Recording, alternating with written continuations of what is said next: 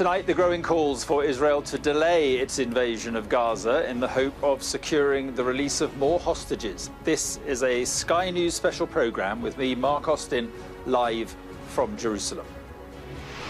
Shaking hands with Hamas, but this elderly woman says her time as a hostage was hell, despite being treated well by her captors. There were people there who took care of all the needs. We can say that to their credit. And they made sure that we will be clean and eat. Her release comes as 12 Britons are confirmed to have died in Hamas attacks, with 5 more still missing. In Gaza, a lack of fuel and supplies pushes hospitals to the brink of collapse. The World Health Organization says just a third are still operating. Also, Israel calls for the UN Secretary-General to resign for saying this about the Hamas attack 2 weeks ago. It is important to also recognize the attacks by Hamas did not happen in a vacuum. The Palestinian people have been subjected to 56 years of suffocating occupation. And we'll hear from our hostage negotiator who says time is running out to secure the release of captured Israelis.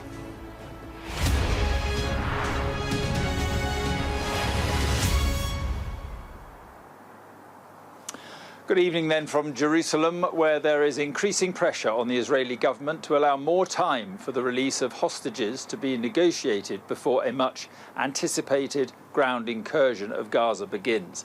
At the UN, diplomatic talks over the chance of a so-called humanitarian pause continue at pace tonight. We'll have more on them live from New York. Also coming up, we'll talk to Tzipi Livni, one of Israel's most influential former foreign ministers, and also we'll hear from the Palestinian side on what this all means for peace here. But first, let's get the latest developments on the Israel-Hamas war. The UN has said it hopes 28 trucks due to enter Gaza from Egypt today will now get through tomorrow. The UN Security Council is meeting right now and expected to vote this evening on a humanitarian pause to allow aid into Gaza. And in Gaza, the Israeli military says it hit more than 400 Hamas targets overnight. The Hamas-run Palestinian Health Ministry says more than 700 people have been killed in the last 24 hours. During a meeting with Benjamin Netanyahu, the French President Emmanuel Macron said the release of all hostages seized by Hamas should be Israel's first objective. Amid the horror of war, a glimmer of hope today. Yocheved Lifshitz is 85. This morning she gave her account of the hell of Hamas captivity after being released last night alongside another woman, Nusret Cooper. Our Middle East correspondent Alistair Bunkle reports now from Tel Aviv. It's okay. With a handshake and a goodbye to her Hamas captors, Yocheved Lifshitz and Nusret Cooper crossed the border into Egypt after 17 days held hostage in Gaza. They were taken back to safety in Israel by the International Red Cross. They are now recovering at a hospital in Tel Aviv, and doctors say they are in good health. Yocheved's daughter, Sharon, who'd flown in from London, explained how her mother was put on a motorbike and driven into Gaza. She was taken through the plowed fields with a man in front on one side and a man behind her, and that while she was being taken, she was hit by sticks. But Yocheved said that in Gaza she was treated well, fed and looked after by her Hamas captors. There were people there who took care of all the needs. We can say that to their credit. And they made sure that we will be clean and eat. Yocheved's husband, Oded, is still being kept hostage. She said that they were split up and held separately in Gaza. Israel's military says it is prepared for a ground invasion and just awaiting the orders to go. But there are reports that the US doesn't agree that they are ready yet. The language from some parts of the Israeli government is also subtly changing. We know that had we entered the Gaza Strip on the first or second or third day, we would have fallen into deadly traps. We are taking our time. A hostage negotiator who helped secure the 2011 release of Gilad Shalit, an Israeli soldier held in Gaza, told Sky News that rescuing the hostages now should be Israel's priority. There is a moral responsibility of the Israeli government to do it because they failed to protect them. And this means that the government has to do everything possible to bring them home. And if it means delaying the land incursion to do the job that the Israeli army says that it's going to do, which is remove the threat of Hamas from Israel forever, we need to delay that for as long as possible. The fate of the hostages is dragging out the trauma for Israelis, and Hamas know that.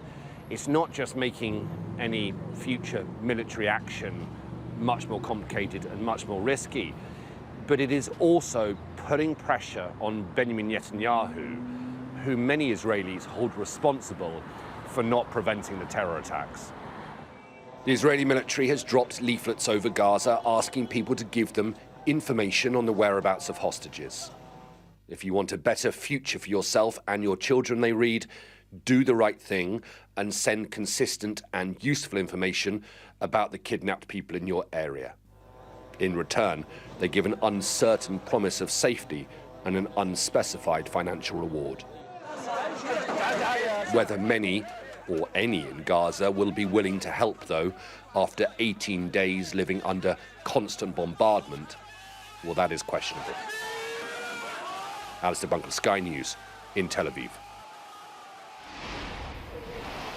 Let's go live now to southern Israel and our security and defence editor, Deborah Haynes. So, Deborah, the build-up goes on, but how likely is a further delay to a ground operation? Well, it really just depends on which voice is listened to, I think. I think right now it's incredibly unclear. I've been down this afternoon with Israeli troops, an Israeli combat brigade, which would be one of the elements that is absolutely ready to go into Gaza if the order comes. And the troops that I spoke to there said that they've been using this time that they've been given, as they put it, to do more training and to become more lethal. But there's a certainty as well that when you have troops at that high level of readiness, you can't have them like that indefinitely. And so if they are planning to move into Gaza, then if you look at the state of readiness of the troops right now and the number of forces that Israel has massed along the border, you've got to think that it has to be soon. But then playing into this is, of course, the dilemma, not just about the hostages, and clearly governments around the world are putting pressure on Israel to delay its military action on the ground while they have time to secure the hostages. But also the very complexity of going into a terrain like Gaza, where there are underground tunnels, where these Hamas fighters know where they're fighting and can hide and booby-trap buildings. They will have surely have been laying the ground, expecting an offensive by the Israelis.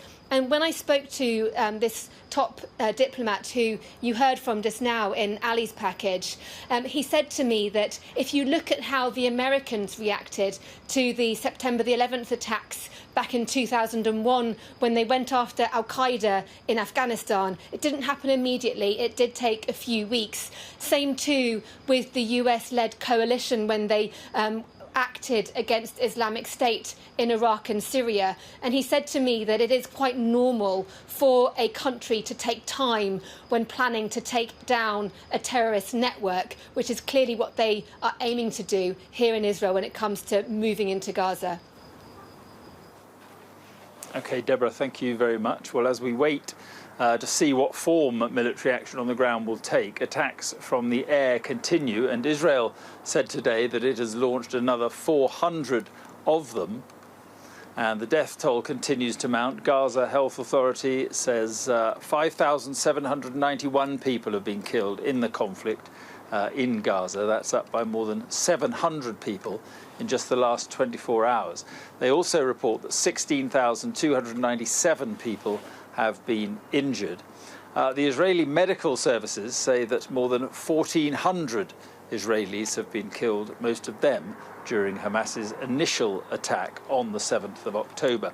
And they're reporting that more than 5,400 people in Israel have been injured. Well, the people of Gaza are experiencing a rapidly deepening humanitarian crisis. These pictures show inside the Shifa hospital in Gaza City, a hospital quickly running out of supplies. The World Health Organization says almost two-thirds of Gaza's health facilities have stopped functioning. Those that are still operational face shortages of fuel, beds and anesthetics, plus, of course, the mounting threat of disease. Fuel is running low. We are getting more and more electricity cutouts. Yesterday, one of the biggest hospitals in the north of Gaza has completely run out of fuel, and its generators stopped, and it stopped taking any new injuries, which itself adds to the pressures on Shifa Hospital. My estimate is that the hospital will cease to be able to function by within a week.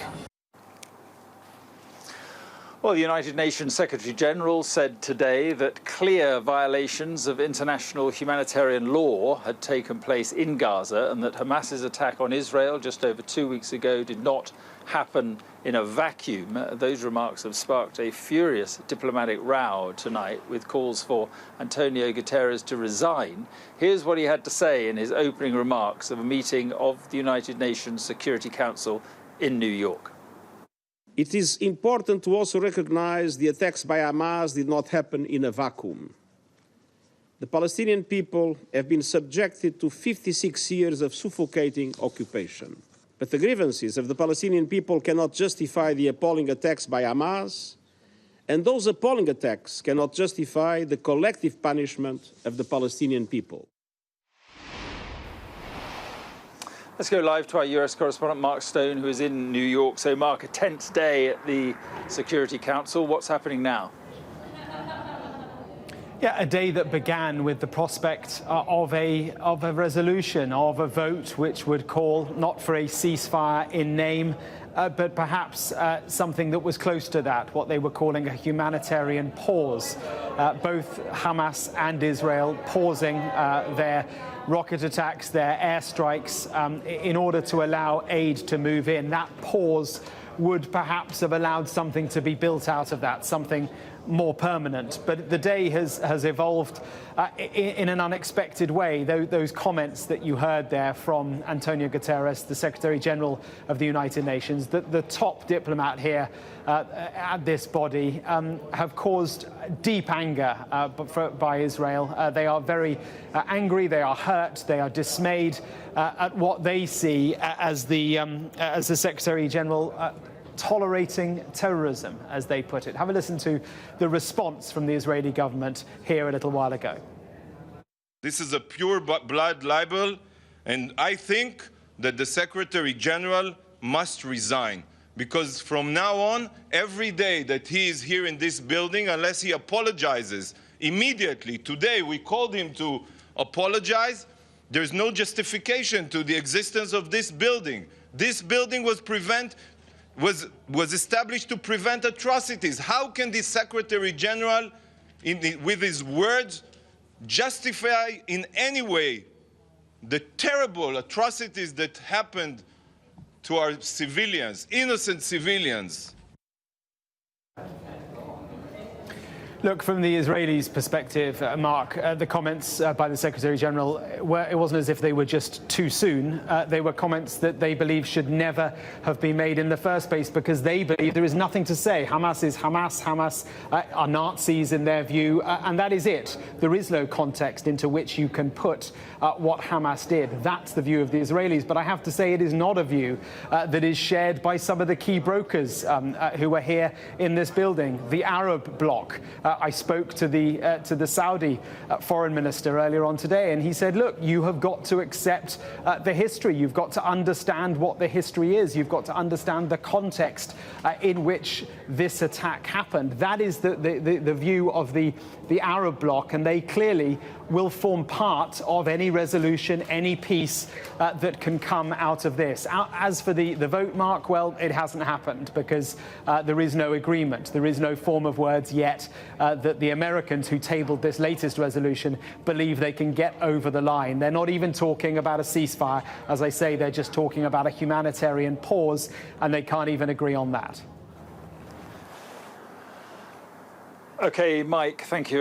Mark, rather, thank you very much indeed. Joining me now is Tzipi Livni, former Foreign Minister of Israel. Thank you very much indeed for being with us. And just first of all, what did you make of what the Secretary-General had to say about this atrocity, that it did not happen in a vacuum? So this is my answer to the Secretary-General. The United Nations was established under the slogan, the vow of never again. And this is happening in Israel. Within Jewish communities, when children and women and babies were slaughtered, butchered, this is something that really cannot be understood, accepted by anybody, especially not by the Secretary General of the United Nations. But I don't want to speak just out of rage. Let's speak about the historical context. Because he was speaking about occupation. Let's speak about it in Gaza, because for almost 20 years, there is no one Israeli soldier in Gaza. He was speaking about settlement activities. We evacuated all the settlements from Gaza Strip. We hope that people in Gaza would live happily, can turn it into Singapore. We were speaking about greenhouses and got the green flag of Hamas in return. Trust me, I was part, supported the disengagement from Gaza. And then we had rounds and rounds of Hamas targeting Israelis. But more than that, not less important, the entire international community, including the United Nations, the US, Russia, EU, said that Hamas or any Palestinian government can be legitimate and Gaza can be free if they would just accept the right of Israel to exist and renounce violence and terrorism. So the way, if they are speaking in terms of freedom, they are not freedom fighters. If Gaza wants to be freed, or the people in Gaza, they should stop violence and terrorism. So there is no equivalence. And sometimes in life, from moral perspective, legal, any perspective, there is no equivalence between this terrorist organization with all these atrocities and a democratic country that needs to defend its citizens. Sometimes there is a right and wrong, and what they are doing is pure evil, while we are defending our citizens. From all these reasons, what he said, the Secretary General, was really appalling. Now, the last time we spoke was about the judicial reforms in this country and the political division in this country. Does an atrocity as awful as this change all that and put all that aside? Do you support what Netanyahu is doing now? Do you support this bid to wipe out Hamas, as he says? I support the right of Israel to defend itself. I support the idea that as long as Hamas controls Gaza, there is no hope for peace. As you know, that I negotiated peace with the Palestinians, not with Hamas, but with the legitimate Palestinian Authority trying to achieve peace. Hamas is an obstacle to peace, and therefore I support military operation against Hamas. So I'm not supporting Netanyahu. You know that I'm his political opponent for many years now. And I demonstrated again the judicial reforms or these actions against the nature of Israel's democracy. But now we are united against Hamas. And let's see what happens the day after regarding the internal situation in Israel. But we are already seeing a large number of civilian casualties inside Gaza. You were a foreign minister, as I said. You know how this works, and you know that international support for what Israel is doing now in Gaza will fall away as those civilian deaths increase. Yes, I'm used to it, unfortunately. But my expectation now from the international community is to understand that this is not just another round. To see the atrocities, and I'm sure that you saw some of this, it's something that is not only unimaginable, a nightmare. but also makes it clear that as long as Hamas controls Gaza, there is no hope for us Israelis to live in peace and security, and not for the Palestinians there. So what Israel did is that we called the Palestinians to leave Gaza city, where Hamas is abusing them, build all these tunnels under the city and under hospitals, and live to the south part where they can get water and food and medicine, of course. And I hope that they will understand that this is the time to leave Gaza Strip, and it's Israel's responsibility to act against Hamas there. But unfortunately, there are still Hamas is going on in the south. There are still airstrikes going on in the south. Israel is focused on places where Hamas are, and I think that south part of Gaza River, Israel is not attacking, and this is a place that we ask the Palestinians to stay, and it's possible, and as was also reported, humanitarian trucks are entering to help them there. But we tried everything. We had rounds after they attacked Israel. I myself participated in a military operation. One ended with an agreement with Hamas, the other ended with deterrence, or anyway, we thought so. So we have no other alternative. What should we do? Send them flowers, wait for the next attack? Isn't the problem that, as I was just saying, if, as has happened in the last 24 hours, according to the Palestinians, 700 civilians have died, what happens to the legitimacy of the next stage of the Israeli operation? What happens to it if so many civilians are dying? It's unfortunate that Hamas is calling them to stay in the places where they are. We are attacking Hamas. I was also foreign minister and justice minister during military operation, and Israel is acting in accordance to the international law. But unfortunately, during this military operation, not only here in Gaza, but always when a democracy tries to defend its citizens acting against terror, it's an asymmetrical war. They are hiding among civilians, using them, and unfortunately there are civil casualties. So I'm not trying to undermine this, but we have no other alternative. And every decent, not only leader, any decent people that looks at what they did should understand that this is not just another round in the Israeli-Palestinian conflict. It's another thing, another story, and Hamas should be eliminated, and hopefully we can find a way to live in peace in the future. Okay, Tzipi Livni, appreciate your time. Thank you very much indeed. Thank you. Thank you.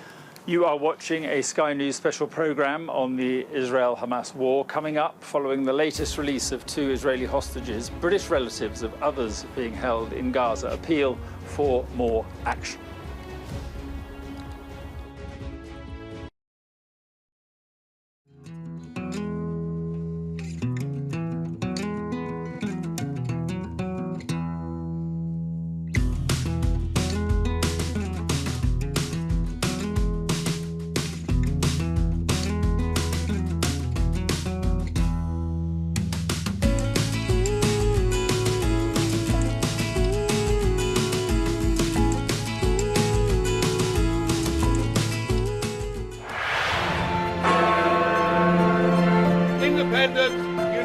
Kingdom. These last few years have seen some huge stories. And these stories have been driven by politics, by politicians, the people in power. You must stay at home. And it's my job to figure out how these decisions made by politicians impact all of us in our everyday lives. This is the worst thing I've ever been through in my life. People turn up here with their child stuff in a black sack and just say, I don't want them. And that is what it is. It's first-class poverty. Is this an example of the welfare state failing? We take you to the heart of the stories that shape our world. These are stories that affect us all. Millions of children are now having to catch up. Some stories have changed all of our lives. Because like the residents, the staff are being infected. Politicians, they make decisions all of the time, and it's our job to hold them to account. I wonder if you will take this opportunity to apologise to those families. But in the end, the real power doesn't actually lie with the politicians. The real power lies with the people. I'm Nick Martin. I'm the People and Politics correspondent at Sky News.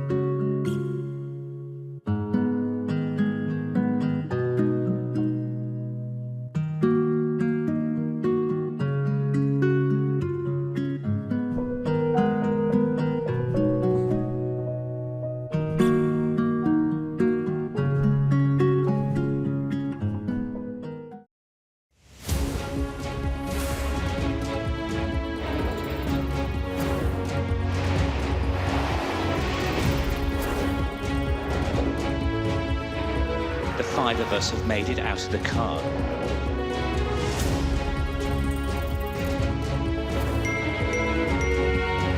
Welcome to Backstage, the film and TV podcast.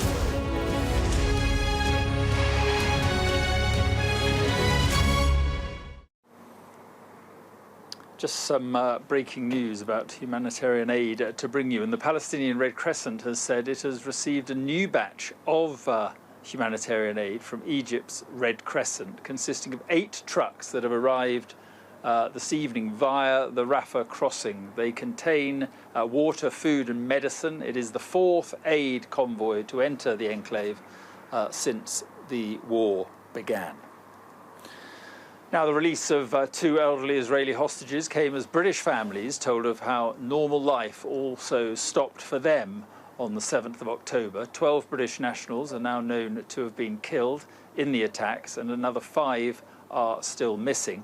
Sky's Rachel Venables heard what some of their relatives had to say at a news conference in London today. United in grief, united in fearing for their families. At the Israeli embassy in Kensington, distraught family members gathered to tell the world what happened to their loved ones and to ask for help in getting hostages returned. Ofri's brother, sister-in-law and their 2 children were all kidnapped, the youngest a 9-month-old baby. I never called him because I was afraid his phone will make noise. I never wrote. I told him, don't say that, shut up. I didn't wrote, I love you back. I was sure everything will be okay.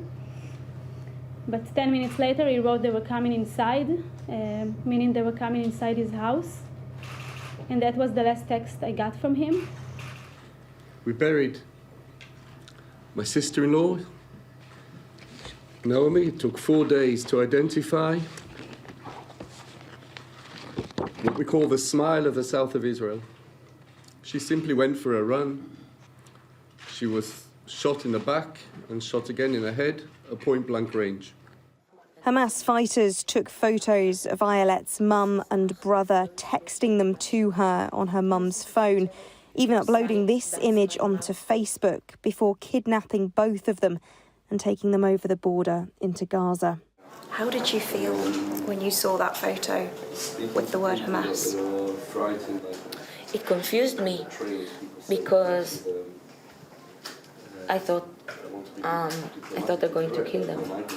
And then, on the other hand, they sent me pictures which were proof of life. So, are they dead or are they alive? On the 7th of October, many people learnt of their family's fate on the phone, via WhatsApp or on social media. They often watched and heard the horror unfold in real time, powerless to help. Now, by speaking to the press and politicians, though, these families are determined to do everything that is in their power to bring their loved ones home safely. Rachel Venables, Sky News. You're watching a Sky News special programme on the Israel-Hamas war. Coming up, the United Nations chief warns the situation in the Middle East is growing more desperate by the hour. We'll be speaking to a spokesperson from the Palestinian organisation Fatah.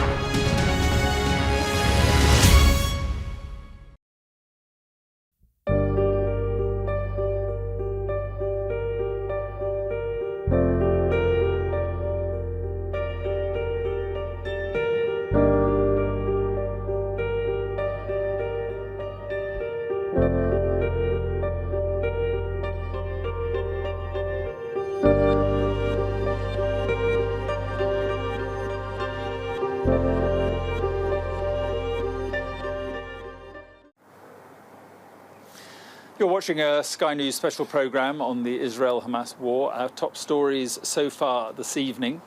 Israel is facing pressure to delay a ground invasion of Gaza to enable more negotiations to secure the release of more hostages and to allow more aid in.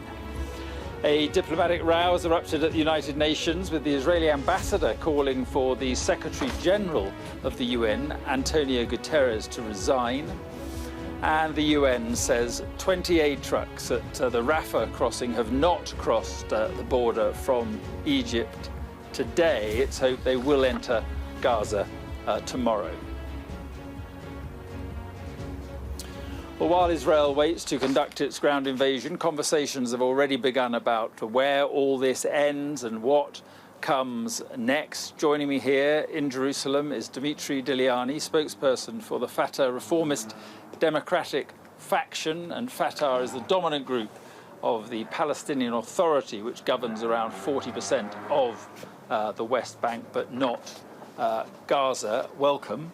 Thank you for being here. I just want to pick up with what Tzipi Livni was saying, and the Secretary General has said that this atrocity did not happen in a vacuum. The Israelis have now called for the Secretary General's resignation. Tzipi Livni condemned what he said. What do you make of what he said?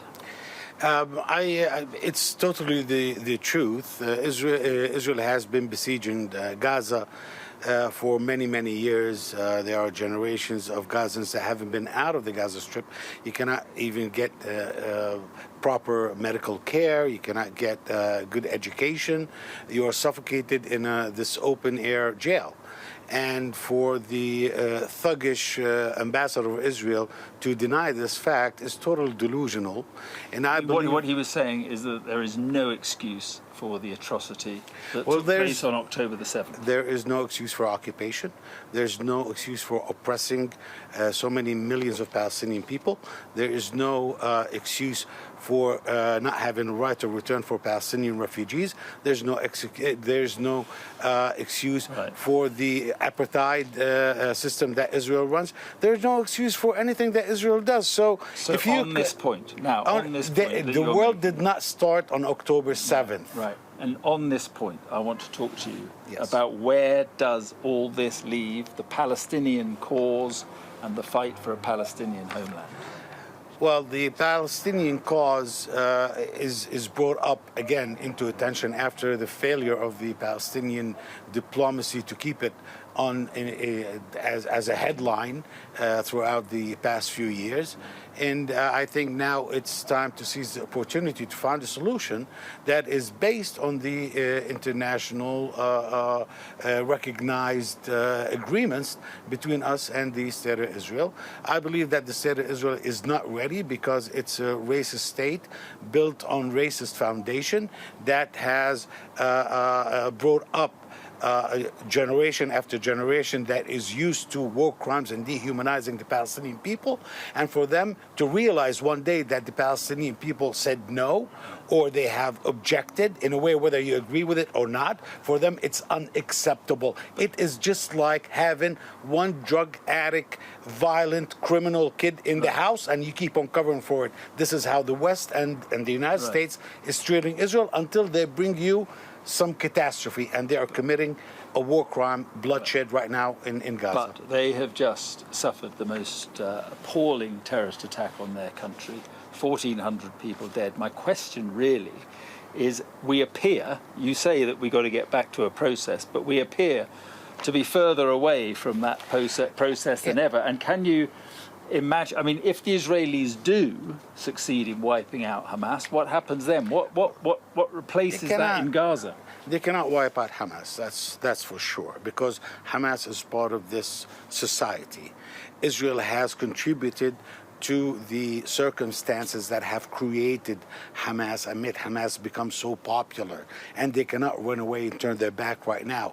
Actually, Netanyahu was allowing Qatari money to go through Israel to pay the salaries of Hamas, and in fact $400 million a year, which went to the salaries of Hamas. So I don't know why they're surprised, and I do not understand. In Gaza? And, absolutely, because Hamas is not a military operation. Hamas is also a political movement, and so far, even when we talk about the military operation of Hamas, so far, please name one out of the 6,400 Palestinian people Israel has killed in the past 2 weeks, including more than 2,000 children.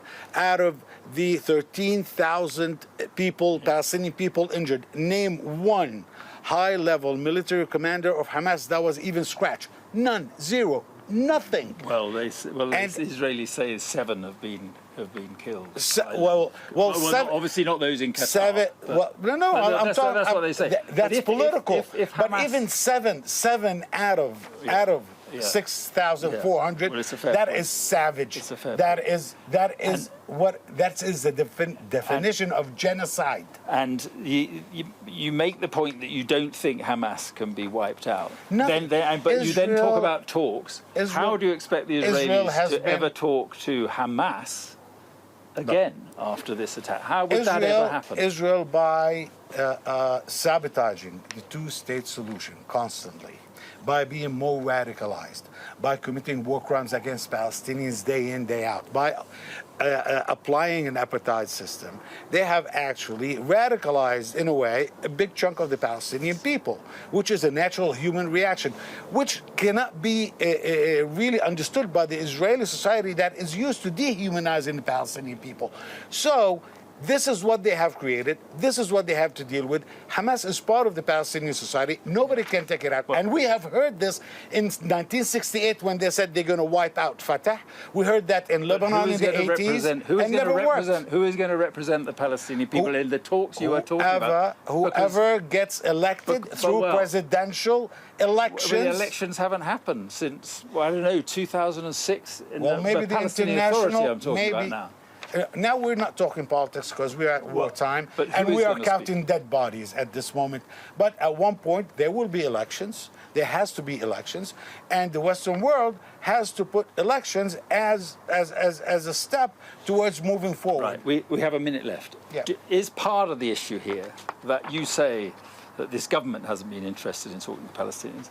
I mean, it's a wider problem of that. The Americans don't seem to have been interested in getting anything going. The EU doesn't seem to have been interested in getting anything going. Is that a big part of the problem, just finally? No, I truly believe that the United States, even though they have, they own Israel today with their position, but as long as they are so blindly complicit in Israeli genocide in Gaza, they no longer qualify as a mediator in any political talks anytime soon, especially when you have somebody like Blinken as Secretary of State who is so emotionally attached because of his family ties to Israel. Say they're backing this war on Hamas, not on the Palestinian people. They're not.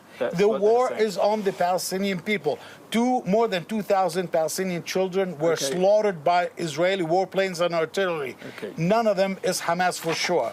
When they bomb 42% of the houses in Gaza are under rubble now, what do you think these people, how are they going to react? Are these people Hamas? Imagine just tearing down, bombing 42%. Radicalize another generation of generations, and we are a tribal society too. Right. So anyway, this will Dimitri, add to it. We've got to leave it there. Yep. Thank you very much. Thanks for coming having me. Appreciate it. Not at all.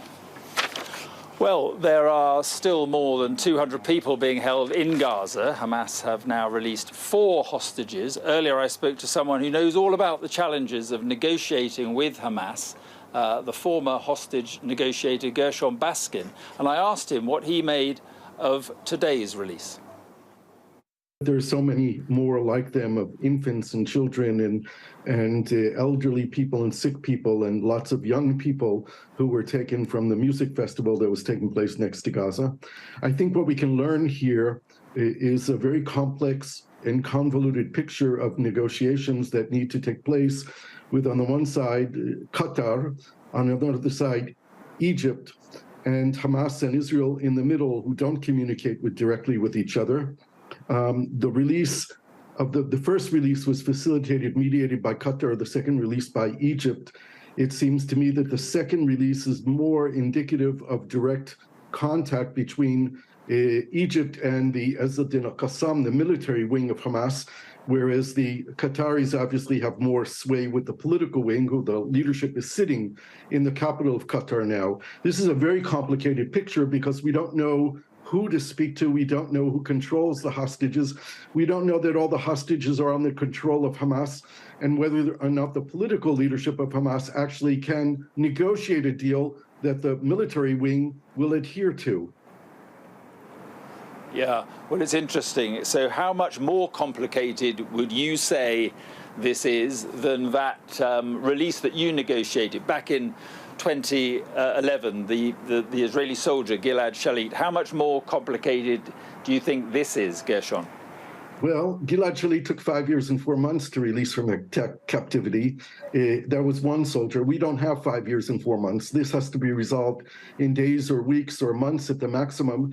The window of opportunity remains open until probably the Israeli land incursion into Gaza, at which time it becomes much, much more difficult to negotiate any kind of release of hostages when the Israeli army is on the ground with all of its artillery and infantry and special forces going looking for the hostages themselves. So we have a matter of hours or days at the maximum to at least get the civilian hostages out of Gaza. My understanding is that there is a proposal that Hamas made. They made it public. It's also gone from the Qataris to the Americans to the Israelis. But they complicated the proposal, apparently, as was reported in the Wall Street Journal, by demanding that Israel send fuel into Gaza. And Israel has said no to this. So I think if this is in fact the difficult issue, then we need to come up with some ideas. I think, for instance, perhaps the International Red Cross could escort a truckload of fuel going into Gaza to make sure it gets to the hospitals and not to Hamas. Perhaps another truckload of fuel can be escorted by Qatari officials, or the ones who have been negotiating and suggested that Israel enter into a ceasefire in exchange for the civilian hostages. We can't allow a few truckloads of fuel to prevent the release of what could be a large number of hostages in exchange for this ceasefire.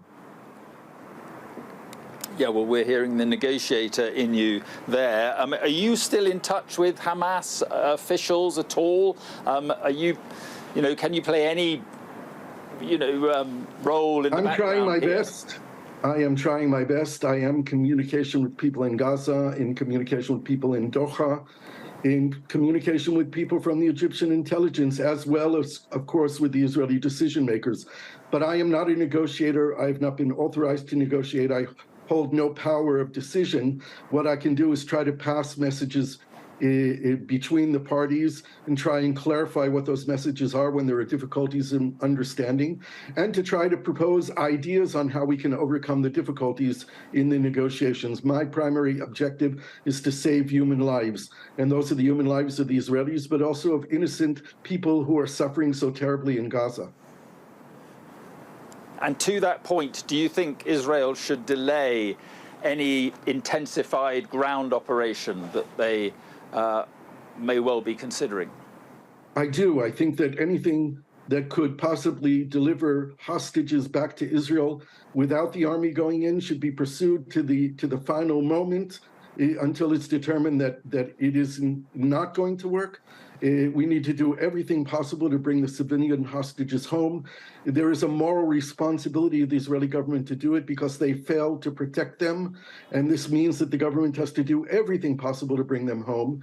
And if it means delaying the land incursion to do the job that the Israeli army says that it's going to do, which is remove the threat of Hamas from Israel forever, we need to delay that for as long as possible to enable a negotiated release of as many hostages as possible to come home.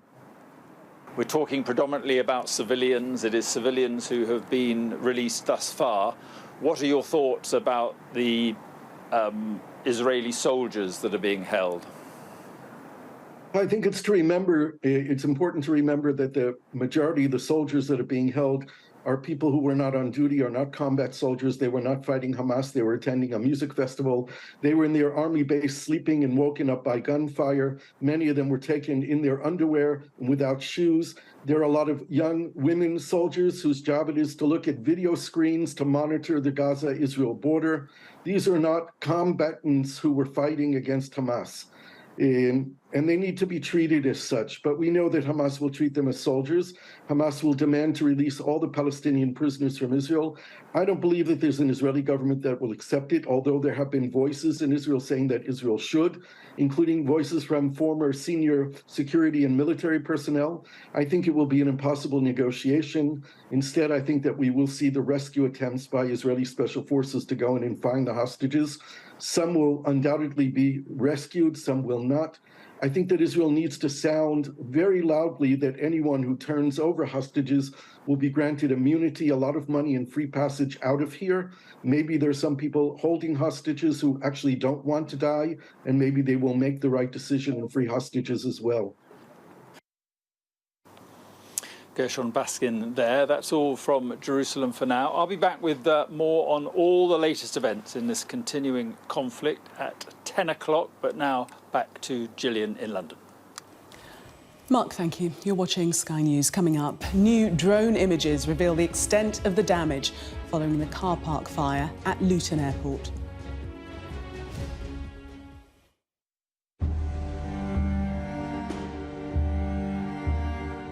This is a very strange atmosphere, this subject of such horrific attack. On both sides, one has to say that this is just the most awful situation. We could hear the distant sound of gunfire. It's a complete stalemate. This is a war, and it's going to go on for a very long time.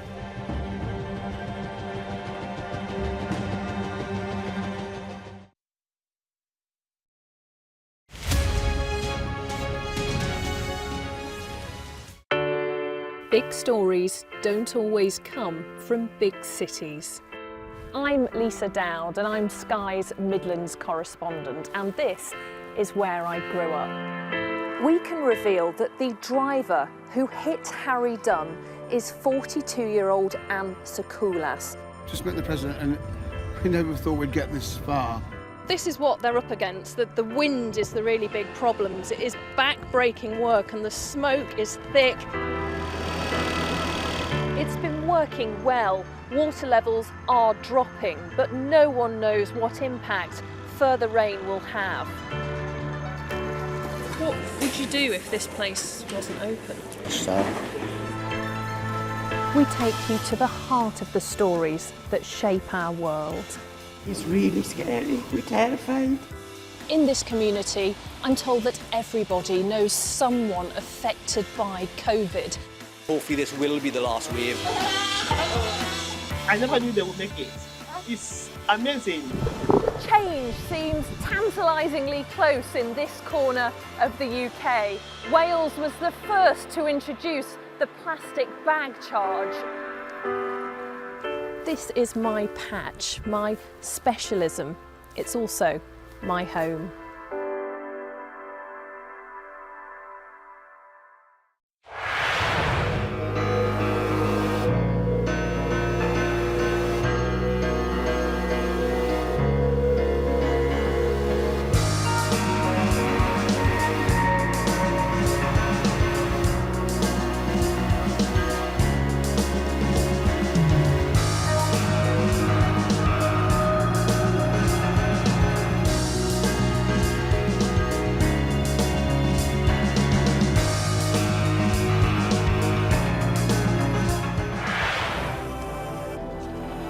I'm Neville Lazarus and I'm Sky's reporter based in Delhi.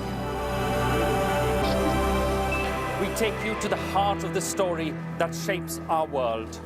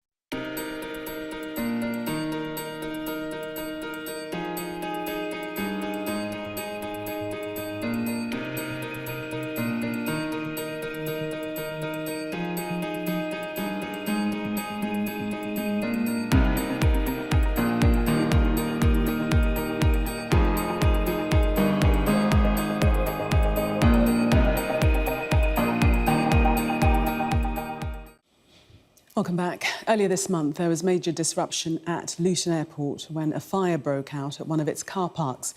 Now the airport has released new footage showing just how bad the destruction was. Up to 1,200 cars are thought to have been damaged and flights had to be grounded for 18 hours. Police have arrested and bailed a man in his 30s on suspicion of criminal damage. The fire is thought to have been caused by a fault with a diesel vehicle. Let's take a look at the weather for you now. Warm memories wherever you go. The weather, sponsored by Qatar Airways. Well, there'll be further wet weather over the next few days, which won't help the flood recovery. In addition, there'll be some strong winds in the north and south, coinciding with high spring tides, with the potential for some coastal impacts. It'll be a chilly night in the west, with temperatures falling back to mid-single figures under clear skies. With light winds, there'll be some patchy mist and fog around the dawn. Southern counties will be mostly cloudy as rain spreads eastward, heavy at times. Eastern counties of the UK mainland will also be overcast with strong easterly winds, pushing rain into eastern Scotland and the northeast. Rain will clear the southeast on Wednesday morning, but wet weather will persist for eastern Scotland, potentially hindering the clear-up operation there. Early mist and fog in the west will clear to sunny spells. The weather, sponsored by Qatar Airways. Coming up next on Sky News at 10, the efforts to free more hostages held by Hamas as diplomatic efforts continue to stop the conflict escalating.